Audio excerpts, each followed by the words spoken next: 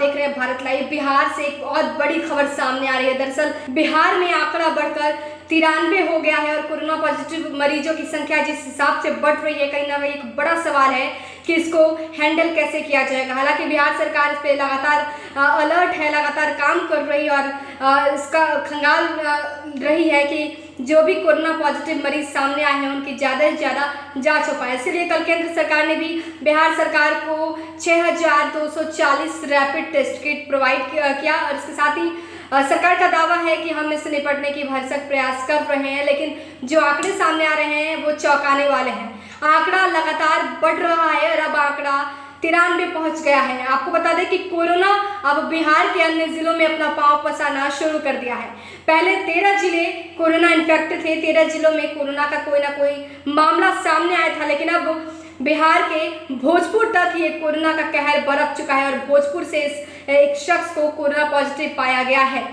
इसकी जानकारी बिहार के स्वास्थ्य विभाग के प्रधान सचिव संजय कुमार ने दी। उन्होंने कहा है कि अब तक 93 मरीज कोरोना पॉजिटिव पाए गए और जिस हिसाब से आंकड़े बढ़ रहे हैं वो तो भयावह है ही।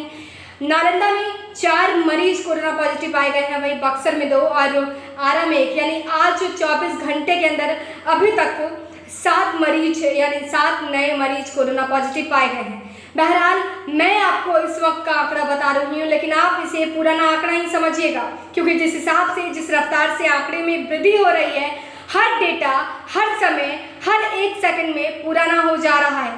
जिस हिसाब से रफ्तार से आंकड़ों में वृद्धि हो रही है, इसे संभालना बेहद मुश्किल है। और खासकर बात करें तबलीगी जमातों की, तो दुबई से जिस शख्स ने बिहार में एंट्री की थी उसके बाद नालंदा में 4 और पटना में 1 मरीज सामने आया। और तबलीगी जमात के लोगों की बात करें तो कहीं ना कहीं उनके चलते बिहार में कोरोना पॉजिटिव मरीजों की संख्या बढ़ गई है। और कल जिस तरह से खबर आई थी बक्सर से, उसके बाद उससे संक्रमित काफ़ी मरीजों की संख्या बढ़ी है।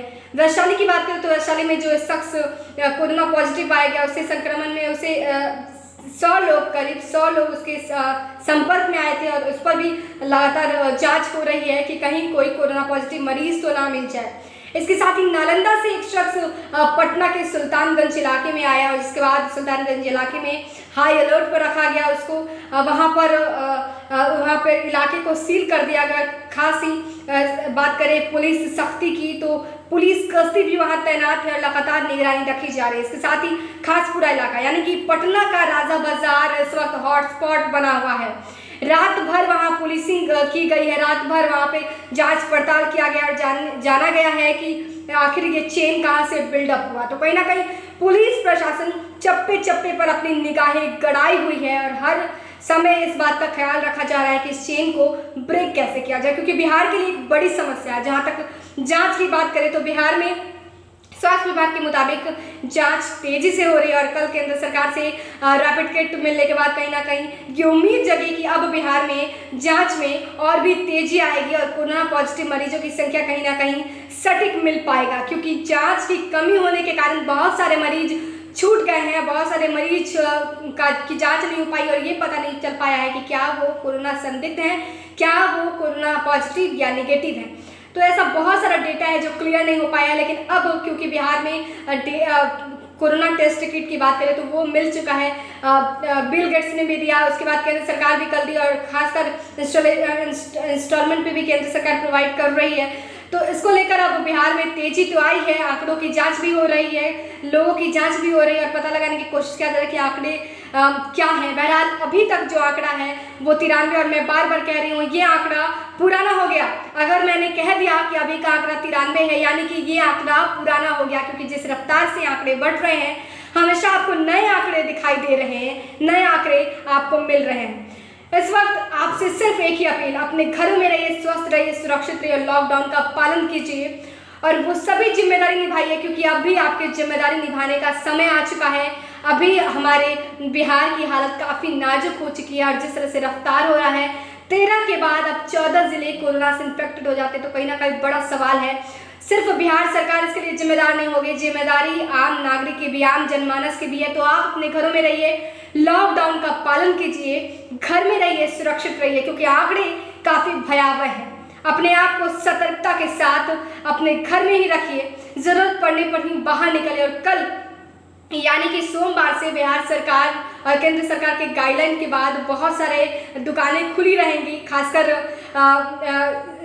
स्पेयर्स पार्ट की बात करें, इलेक्ट्रॉनिक दुकानों की बात करें, टीवी और केबल सर्विसेज की बात करें तो ये सब सर्विसेज कल के लिए ओपन रहेंगे और सभी सरकारी दफ्तर भी कल के लिए खोला जाएगा। और खासकर जो भी बी और सी ग्रेड के कर्मचारी हैं उनमें 50% ही कर्मचारी को या स्टाफ्स को काम पर रखा जाएगा। बाकी के कर्मचारी वर्क फ्रॉम होम पर रहेंगे और ये बिहार सरकार सख्ती से पालन कर रही है, सख्ती से निर्देश दे रही है ताकि हम कोरोना संकट से लड़ें। तो अब आपकी भी जिम्मेदारी बढ़ गई है, पूरी तरीके से अपने आप को स्वस्थ रखिए, सुरक्षित रखिए, क्योंकि अगर आप सुरक्षित रखेंगे अपने आप को तो देश भी सुरक्षित रहेगा। और अभी जिम्मेदारी सबकी बढ़ गई, अपना जिम्मेदारी निभाइए, लॉकडाउन का पालन कीजिए, घर में रहिए और दूसरों को भी घर में रहने की ही सलाह दीजिए, क्योंकि अभी हमारे पास एकमात्र उपाय है लॉकडाउन का पालन करना।